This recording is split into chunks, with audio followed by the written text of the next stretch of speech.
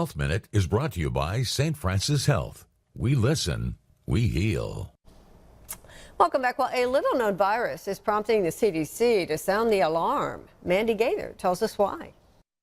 It's a disease spread by insect bites, especially from biting midges, a type of tiny fly, and some mosquitoes. More than 8,000 cases of Oropouche virus have been reported this year as of August 1st. Most have been in South America, but infections are spreading to other countries where it's never been. At least 21 U.S. travelers returning from Cuba have tested positive for the virus. The illness can make you very sick within 7 days. Dr. Lizette Cardona with Cleveland Clinic says symptoms include an abrupt fever, severe headache, muscle and joint aches. In rare cases, the disease can infect the nervous system and cause meningitis and encephalitis. Luckily, most people can recover from the illness, although it can come back a few days later. Cardona says the virus is especially dangerous to those who are pregnant, as an infection can potentially spread to the fetus, causing harm. Since there's no vaccine, the best protection is preventing bug bites.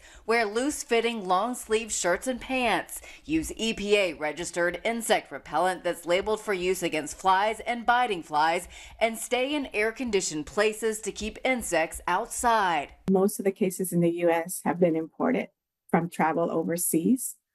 But due to the recent cases in Cuba, we remain very vigilant. For Health Minute, I'm Mandy Gaither.